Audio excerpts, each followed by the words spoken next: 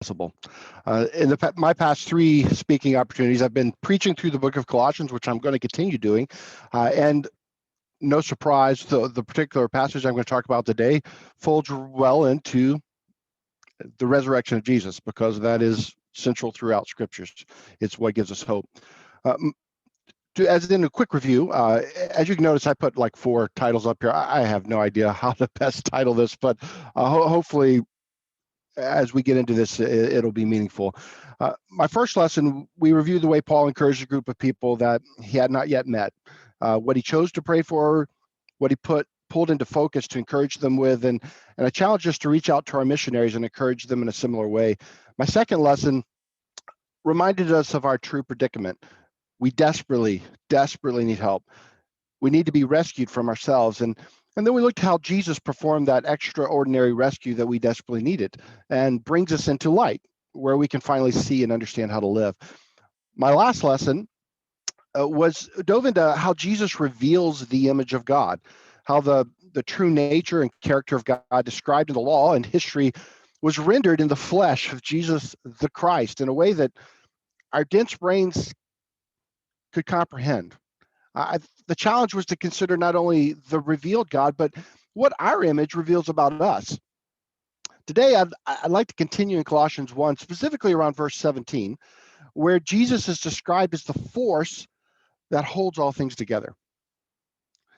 So you have to bear with me here. I'm going to pull you back to high school, or maybe not quite that far if some of you studied this in college. But while this particular answer that I'm going to talk about continues to mature and adjust through the centuries, today there are essentially 4 fundamental forces that most scientists recognize as real. The first are best described in the context of an atom. So I'm going to share this diagram as a reminder. Don't worry, I'm not going to spend too much time here. But these are the basic atomic components. Atoms are the basic building block of all matter. That's on the left there. But an atom has a nucleus comprised of protons and neutrons, and with the electrons orbiting around it. And if you look down into the protons and neutrons in the nucleus, if you look deeper into the protons, you see it's further made up of quarks and gluons. And honestly, the longer we research this and look, we might find that the subatomic particles probably have a smaller building block. Only the Lord knows. We'll find out as we continue. But getting back to the basic forces, there are 4 basic forces: the strong forces, which are what actually holds the quarks together and operates over a much longer distance to hold protons and neutrons in the nucleus. There's this thing called a weak force, which it's involved in radioactive decay. That's probably sufficient to discuss that. And moving on to 2 forces you're probably more familiar with. Electromagnetic force. This is what holds the electrons in orbitals around the nucleus. It's also is the force bonding atoms together to create molecules, and often molecules to create materials, and can be seen at much larger levels in even magnets. And a gecko lizard's ability to walk upside down is using electrostatic force. And the last area is gravitational force, which holds the planets in orbit, generates high and low tide due to the moon's position, and even keeps galaxies held together. So now this is a kind of high-level overview of the forces that our scientists recognize. But moving outside the realm of physical forces, we could also explore emotional and psychological forces that exude power or influence or authority. We could also step into forces in the spiritual realm of good, evil, and even investigate maybe psychosomatic effects or even miracles as the spiritual forces impose themselves into the physical realm. Whatever force we investigate, the truth of scriptures provides the framework from which we must interpret the data in order to properly represent it and find truth. Our main text from Colossians 1:17 says that he is the image of the invisible God, the firstborn of all creation. For by him, all things were created, both in the heavens and on earth, visible and invisible, whether thrones or dominions or rulers or authorities. All things have been created through him and for him. He is before all things, and in him all things hold together. Now, notice in this passage that in describing the creation, he describes both the earth, which is what we see and live in and can touch, and the heavens, which, work with me here, given the context, is more likely referring to the spiritual realms of not the sky where the birds fly or space. Also, look at the contrast of visible versus invisible. So visible, once again, the physical realm, and the invisible, the spiritual forces around us.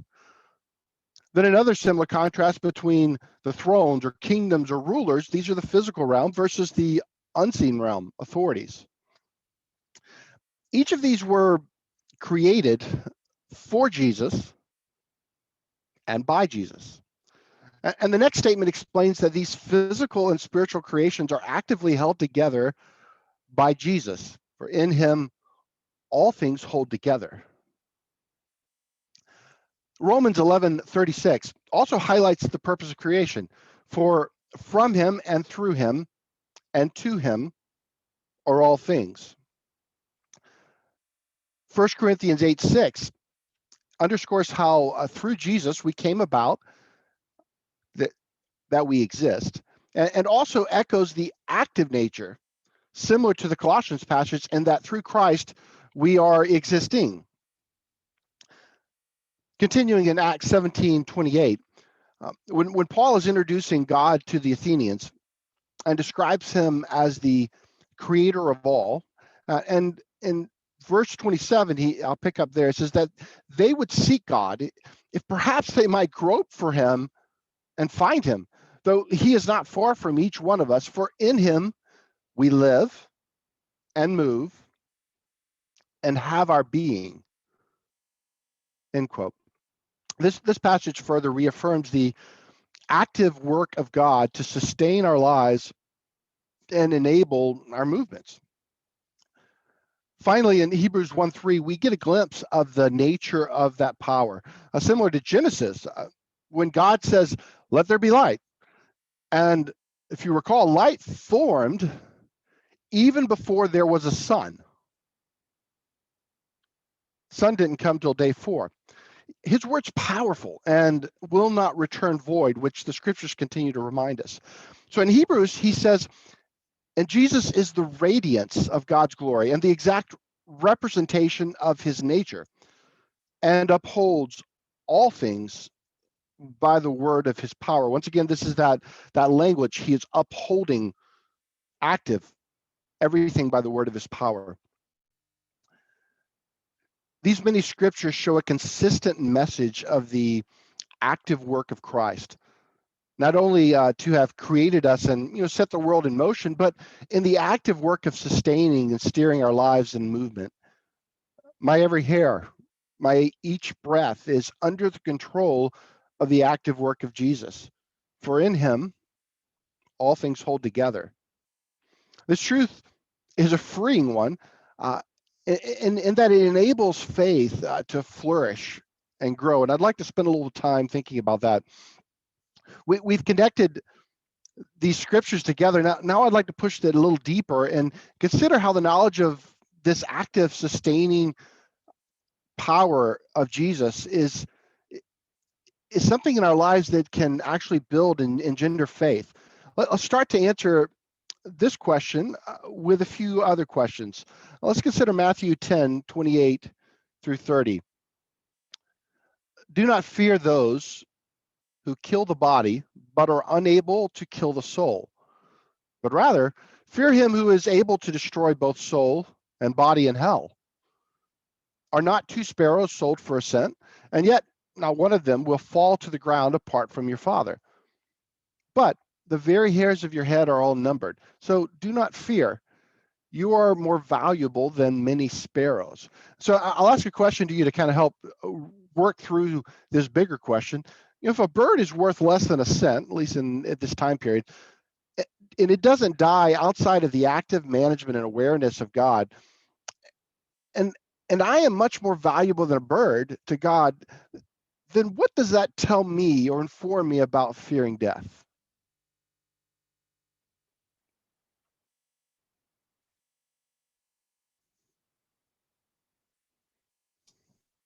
I assume you're waiting for somebody to say something, Chris?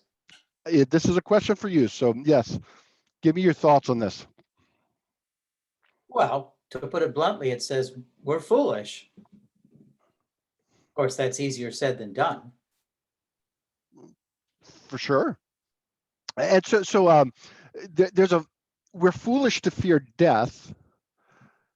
However, let's flesh that out a little more. How should I approach death? Yeah. So what we should do is when we come close to death, or we should realize that it's not going to happen without God's power or permission. Because I think one of the fears of death is first of all the unknown. But however, if we have been walking within accordance to God's word, and like you said, we live and move and have our being in God. So therefore, we're not actually being separated from God. We're actually going toward God, which means that we should somewhat be joyful. Yeah, yes. And so I think they're looking at some of your earlier comments there. My death isn't going to just randomly happen. It's not an accident. Right. And I think that is a conclusion that once we can draw, which I think the scripture, along with others, points to, enables a faith, a removal of fear, where I can say, God's not going to come around one day and say, oh, okay, Chris died. I wonder what got him. Oh, he got cancer. Okay, well, wow, I thought he was going to have a little longer. This is not a dialogue that I would expect from scriptures with God. It's more that God has orchestrated something. He's let, obviously, our decisions, our actions, other people's decisions and actions work into this, but it's not outside the awareness and the active management of God. And from that standpoint, what's my response? How does that allow me to walk into situations of danger or situations of uncertainty? Well, I think another thing we might say, Chris, is that death is, death is part of the plan. It's part of the larger plan. And maybe I'm getting ahead of you, but there is something afterwards. He does. I mean, that other scripture you shared talked about, the physical existence and the spiritual existence, the soul, it was called in that passage. Mm-hmm. And the soul is different. I mean, it's in a different dimension. But death is part of the plan. I think that's the bottom line. Maybe we don't like it or understand it, but it's there. Mm-hmm. So one of the things that you bring out, Jeff, is that I don't have to fear death because God has overcome death, and we'll talk a little more about that moving forward. But that is it means that death isn't the end. It's no longer the scariest moment, because there's something beyond it. I don't have to fear that passing, because I'm going to move on to be with the Lord forever. Absolutely. And so I think that shifts the way we live. I think we could take that a step further too, and which is where I'm kind of pulling in this passage, that if a sparrow is not even going to die without God's involvement, how does that represent me when I see a need that might cost me my life? How would I interact with the challenges, the directions I feel from God versus the situations around me that may be dire? Well, we have to pray. We have to pray and have faith in what Jesus said. It just reminds me that it kind of reminds me of like God's power, like we talked about before, having, once again, having lived and have his being, everything was created for Jesus, and it is ruled by Jesus. It shows that I don't want to use the word system. I think that's like what Jeff would speak about, that we're not robots, but at the same time, it sounds like there is God has his power everywhere, and only him is the one that can control it. But yet he's telling us that we're more special than those pharaohs. So yes, we will indeed get our food and our drink. As he says, don't be anxious for nothing, because Jesus finds us more valuable than the animals. Yeah. So one thing I'm going to throw out a caution here. Anytime we start trying to get deeper into the depths of truth, inevitably, we, even among those deep believers that are wrestling with this, we find that it's easy to get caught up in what we're not saying, or get kind of fall off that slope of what's truth. Like, well, if we can truly trust in God, that means I don't have to X. And if you say X, I'm not going to believe you anymore.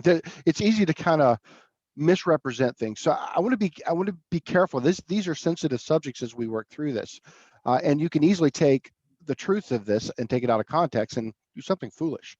But I want to get at the heart of it, is that if my steps and my actual breaths and my cells holding together are an active work of God, and in some miraculous way he has enabled me to interact with that.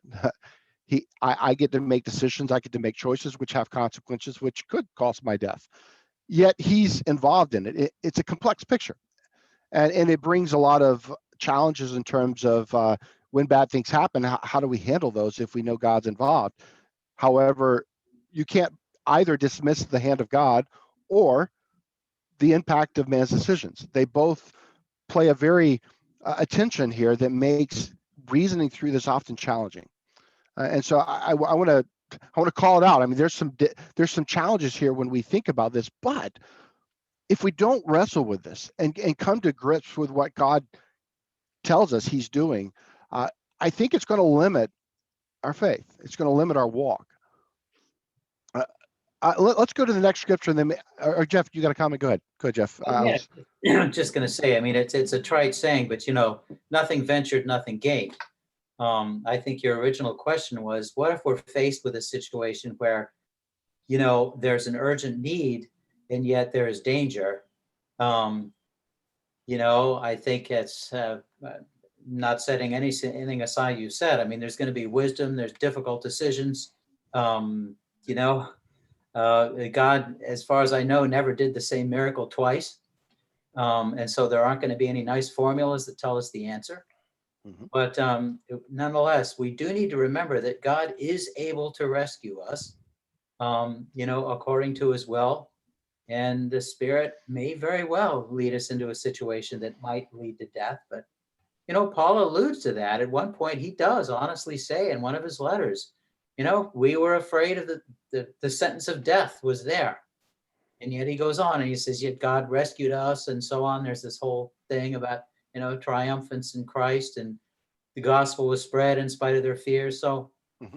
You're right, it's complicated, but we can't neglect the possibility that, that are like Esther, there's a risk. And if we take a risk and we end up losing our lives to do something good, we should remember that we're not going to be condemned for that. At least I don't think we are.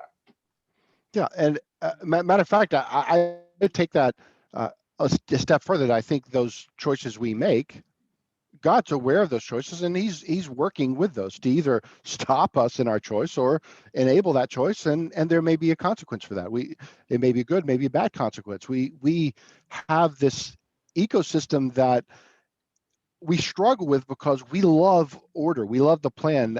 We love to, as you mentioned, the same miracles don't happen over and over. There's not this, all right, if I do X, Y, and Z, A is going to happen. That's not the way God created the universe, yet we want that. We desperately want that. Because I want to say, even, half the evangelism seminars, when this scenario happens, what should you do? But it doesn't work that way. It's a matter of listening to the Spirit, being not confident in our own capability, but research learned wise, but confident in the Spirit's ability is what enables like evangelism and all these different steps. And so by the same token that you're describing, Jeff, well, is that I have to approach life not upon my own strength, but upon the strength of Christ.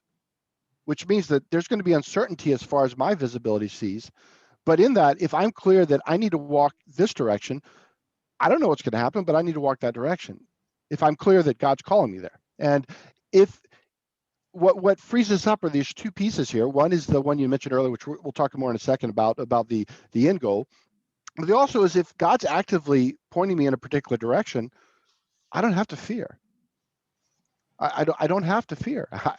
If he's going to take me home, he's going to take me home, period. And that's a better thing. If he's not going to take me home, no matter how strong the odds are against me, he can enable that to not take me home yet, if his purpose is continuing for me in a different pattern. But I have to have the faith to say, I don't have to fear what's going to happen because I know it's in the hand of God. And that's a hard conceptual step to make. But that, I think, is what we're called to. And that's, I'll talk a little more about it later, but I'll touch on it here because it's relevant. Jesus, he had a clear mission. He knew what he was doing for God. There were times where he said something that needed to be said as a witness, and then the entire town lifted up and tried to push him off a hill to kill him. That happened multiple times, actually. Why didn't Jesus fear? Well, he knew what he was there for, and he knew that it wasn't his time, and so he walked through them and moved on. Isn't this the same way we're supposed to approach life? First, understand the conviction, the direction that God's given me, and then walk boldly. I don't know what's going to happen, but it's in the hands of God, so I can confidently move forward. And I think we see that repeatedly throughout Jesus's life, who is our example, our first to describe. Let's step into the next passage, which I think Jeff actually had already touched on this a little bit. So let's look at it really quickly. In Hebrews 2:14-15, it says, "Therefore, since the children share in flesh and blood, he himself likewise also partook of the same, that through death he might render powerless him who had the power of death, that is the devil, and might free those who through fear of death were subject to slavery all their lives." Focus on that last phrase there. It might free those who through fear of death were subject to slavery all their lives. So why would fear of death enslave a person? Just want to break this down a little bit. Because no matter what they do, they're going to be saying, "Oh, I can't do this because I'm going to die." Sure. So they will choose to do things based upon the fear of death instead of upon what they believe God's called them to. And so that fear of death would prevent proper action at times. Sure. Other thoughts? I have a thought. So what I'm thinking about is that we do not know when we will die, whether it be the next hour, the next day today, or in years to come. We have no idea when we're going to die. But the people who trust in God know that we will be saved, so we do not have to fear death. And those that do not know about what's going to happen in death and are afraid to die because they just have no idea what's going to happen after death, aren't able to see ahead, and so therefore they are a slave to death because they're always afraid every second, every minute, every day, and they're never actually looking ahead for knowing what's going to happen. They don't know. Okay.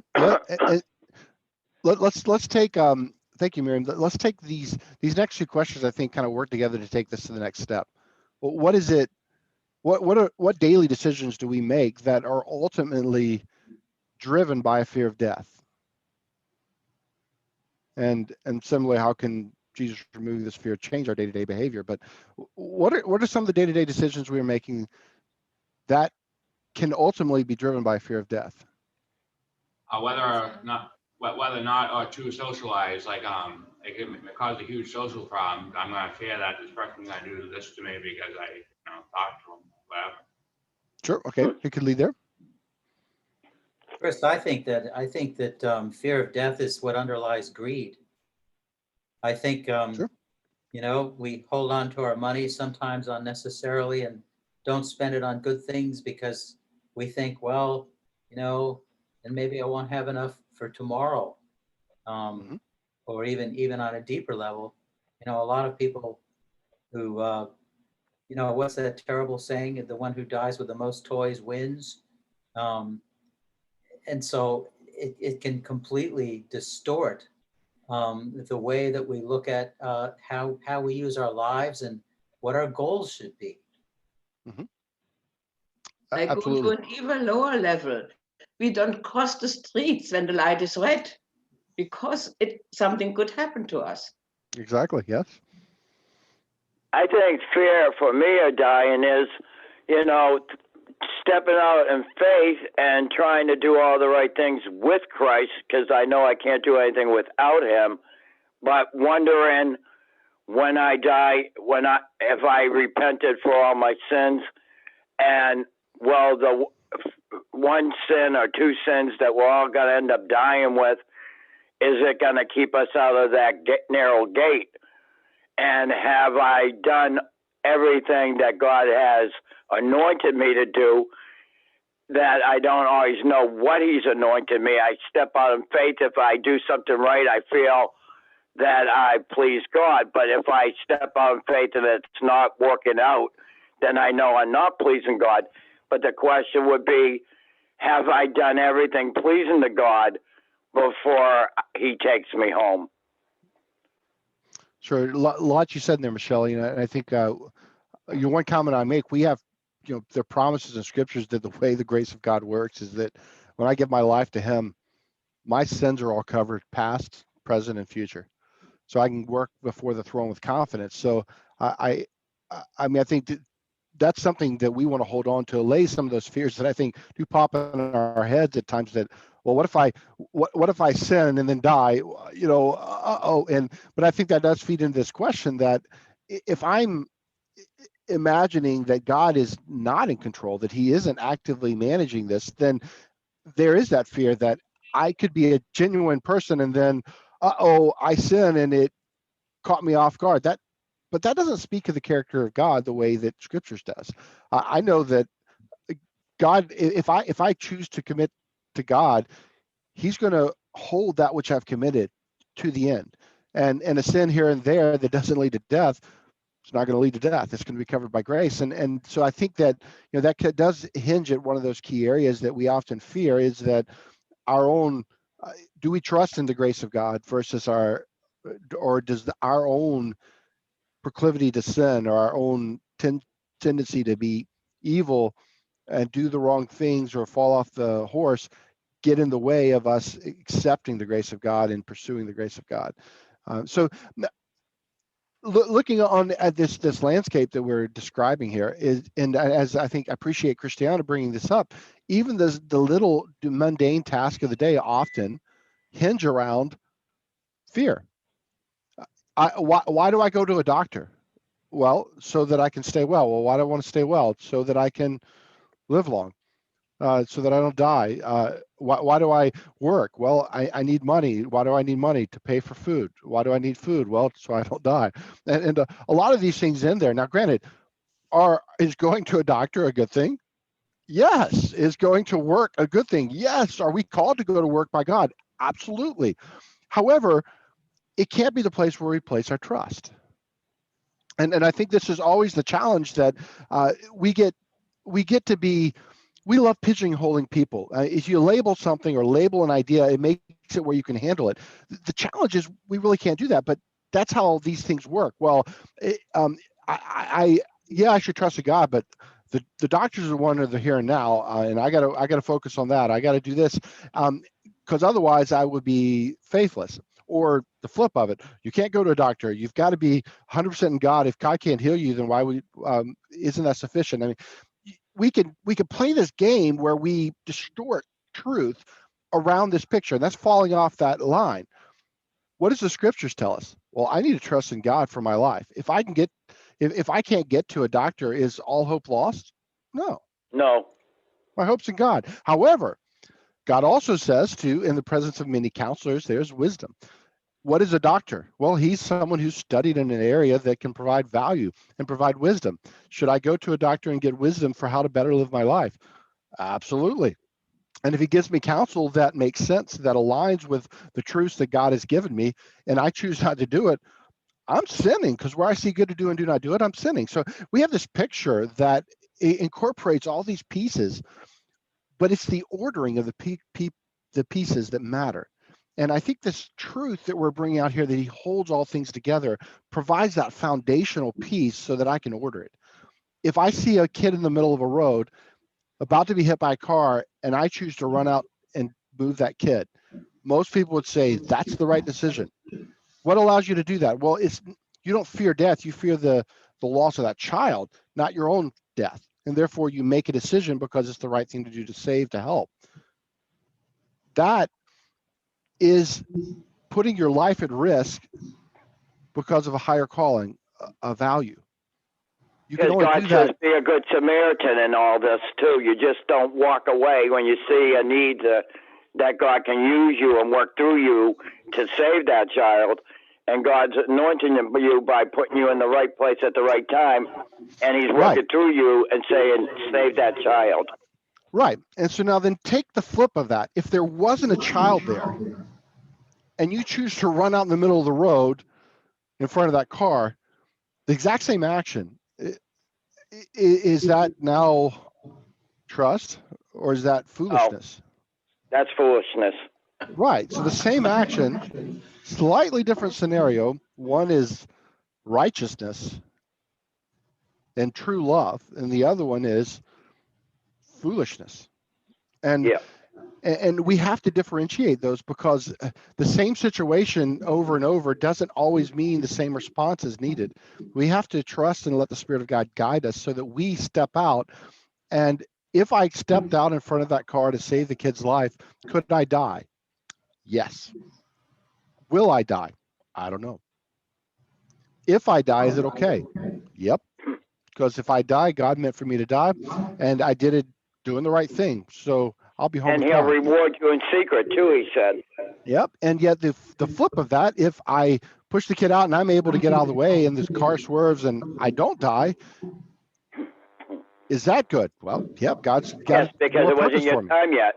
Yeah. And so this is a picture that I want to make sure we're really getting our head around, because I think when we understand that God is orchestrating and working, we can trust in that and simply seek the understanding of, what should I do here? What's my next step? How do I honor God? How do I honor you now? And then take that step and let the consequences be in the hands of God. Hey, Chris? Yeah. So also just to, most of our decisions are not quite as I don't know, dramatic or life-changing as that. And I think another way that fear of death hurts us is we're afraid of making mistakes. We don't speak to someone we don't know or don't know very well because we're afraid of saying the wrong thing, so we say nothing.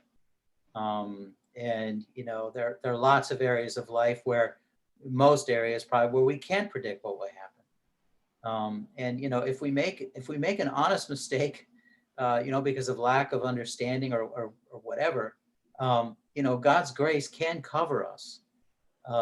We're not going to be perfect. We just, right. But there's a difference. I think the presence of God and Him being there gives us some assurance that not every risk is foolish. Some risks are good and can bring about good results. Well, it's like God said, Jeff, we're going to come up on, short of the glory of God. And so when he knows we're not going to be perfect, and yet, he says you can thrive being perfect knowing you won't reach it. So he knows we're going to make mistakes and we're going to come up short. The question is how, like, Chris said, how do you get back on that horse where you don't get, beat yourself up? Yeah. All right. Yeah, thank you. And this is good conversation. I want to, I'm going to go ahead and pull the close here shortly. And I want to remind you of one thing as we kind of wrestle through these questions. They do affect us in our day-to-day, moment-by-moment decisions. this knowledge that Jesus actually holds us together, that he's diligent, that he's powerful and able to do that, this enables our faith to blossom and help us truly embrace the truth and the direction God's given us. However, if you remember, the questions posed during our study we did on Wednesday night a few years back was the part of the Truth Project. Seems appropriate here, so I thought I'd put it out. Do I really believe that what I believe is really real? Do I really believe that what I believe is really real? This is at the foundational point of this faith of, do I believe that Jesus is holding things together? Because it will change the way I make those steps, those decisions. So Jesus doesn't only sustain his creation, but he's led by example. And in verse 18 of the Colossians passage, he says, he is also the head of the body, the church. He is the beginning, the firstborn from the dead, so that he himself will come to have first place in everything. And I want to put a few things here that just examples. We could have picked a lot, but I thought this would be a good, quick picture. He exercised the entire creative power. For what purpose? Well, to honor God. It says in verse 16, all things have been created for him. And this sets an example for all believers. Why are we here? Well, where to use our lives, our energy, our passion, the money, the fill in the blank of what God has provided with you, your capabilities, your brain, your strength for God. Colossians 3:17 says, whatever you do, in word or deed, do all in the name of the Lord Jesus, giving thanks through him to God the Father. This is our purpose, and it was first blazoned by the example of Jesus, not only at creation, but we see it later in his flesh. And so looking at the flesh, he entrusted life to God while in flesh. This is what we were talking about before in terms of him holding things together. God lived that way. He said he didn't fear people driving him off the cliff, Luke 4:29, or the storms. And we know the passage in Mark 4:35 through 41 where he was sleeping while a storm is about his disciples are fearing he's going to die. Or the soldiers in Luke 13:31 through 35, or the governor in John 19:8-11, or even at death when he says, not my will, but thine. And at the final moment says, into thy hands I commit my spirit. That's clarity. It's clarity. I want that clarity. He sets an example for us, and we're supposed to believe and walk accordingly. And I bring up Hebrews 11:1, which hits at the heart of this. Now, faith is the assurance of things hoped for, the conviction of things not seen. And that God holds things together, well, it's like the wind. We can see aspects and effects of it, but we can't see it. But as our faith grows and we believe it, it changes the whole trajectory of our lives. Last here, he maintained perfection and overcame death as the first to resurrect, which, hey, it's what one of the things we're celebrating, the world even celebrates today is Easter. He forged a pathway for believers. And he says, if he's united in death, we'll also be resurrected with Jesus. And I mentioned Romans 6:3-7, which describes this process that, do you not know when you have been baptized into Christ Jesus, you've been baptized into his death? Therefore, when we've been buried with him through baptism and death, as Christ was raised from the dead through the glory of the Father, so we too might walk in newness of life. And he goes on to talk about being raised from the dead with Christ. And so this is the picture that we're given, trailblazed by Jesus. And so this is the message. In summary, Jesus created everything. He actively holds all things together, which is at the core of our faith. And he's able to accomplish his promises. In verse 20, 22, and 23, he talks about that he promises to reconcile us to him. He's able to do that. And so I'll end on this passage of 2 Timothy. I am not ashamed, for I know whom I have believed, and I am convinced that he's able to guard that which I have entrusted to him until that day. Any questions or comments before we close? Well, once again, Chris, you've hit a home run. I think this is an excellent sermon. Good questions. And yes, I think your last question there, do I really believe what I say I really believe, or however you said it? Yeah. Perfect. And I think we need to ask ourselves that question all the time, especially when we're tempted, or when we're in doubt, or when we're upset. Thanks, Jeff. Yeah, I was thinking too, like, and you talk about temptation, Jeff and Chris. I get it once in a while, and I get a lot of spiritual awakenings, but when I get to that type of temptation, which is very eerie and scary, is when the devil asks you, how do you know after you die there's a judgment day? How do you know you're going to get through that gate? And then that's when your jaw drops, because he gets you unexpectedly. Mm-hmm. Yeah, I think Michelle, that those it's easy. That's kind of this thing to take things out of context, and you take all of what we've seen throughout history. The systemic proves the continual day-to-day interactions where I walk by faith and see God respond and react and change. When we take all of that and set it for aside, then I look at, well, what happens next? I'm sprawling. I don't know. I don't know how to handle that. Yet when you take it in context of the history and of the continual faithfulness of God, then I'm able to see scriptures and trust it and say, all right, I know there's going to be a judgment day. I know that he's able to guard that which I've entrusted to him. I know, because he's giving me that promise, that token that says, hey, I'm not joking here. He put a spirit in me and allows me to interact and to anticipate. And I see the work of the Spirit in my life, and I'm encouraged. I'm challenged. I'm convicted by that. However, if I push those to the side, the conviction's gone. And so I have to keep it in context. And as with most things that we reason through. Thank you. Any other comments? When you talked about the fear of death, I was also thinking that it is something very personal.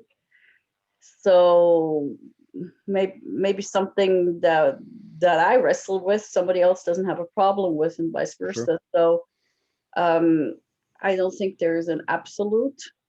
I mean, there's an absolute with Christ and with the teaching, but in our daily lives, we have to be careful not to judge others where they draw the line and what they think is right or wrong. And I think we should help each other and maybe talk with each other about certain decisions that we make or others make. But we have to be careful. One person would run into the street, the other wouldn't. That we don't judge the person who does or who doesn't. You know what I mean? Yeah, it's certainly not ours to judge people's response, but it is ours to edify, to encourage, and to point to, or to witness really to the truth of scriptures. As you pointed out, there's an absolute truth. There's an absolute God, there's an absolute right, and there's an absolute wrong. And it's very black and white when we can see clearly. The problem is none of us see very clearly. And so we're constantly wrestling with our own tendencies, all of our baggage we bring to the table, and they may affect me not taking care of a need, or not reacting quickly enough, or not being focused on the right thing to where the kid gets hit. Should everyone blame me at that point? Nope. That's not really their call. That's God's job. But on the same flip of the coin is that, what should we do as believers? Well, we're here to edify one another, to remind us of these truths, to say, hey, let's represent death the right way. Scriptures tells us a lot about how to represent death. And I hold dearly to that. I mean, how do I handle my mom-in-law just passing away? That rips to the core.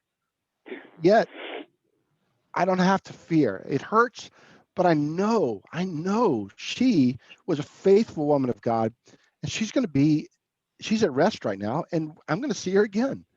Amen. So that's the power of the resurrection that we get to hold our hope on, and that I don't want watered down in the least, regardless of whether people understand it, appreciate it, or weak or strong in their faith. It is truth. And so our goal is then, how do I properly apply that truth to my walk? And that's between me and God. And I welcome encouragement from my brothers and sisters to sharpen me in that, and I hope you will encourage others to sharpen you in it also. All right, thank you very much. I appreciate the comments and the thought process. Let's continue to wrestle through this, and I'm going to close it out here because we're getting up on the time, and we're going to sing Christ the Lord is risen today. So let me switch over my line here and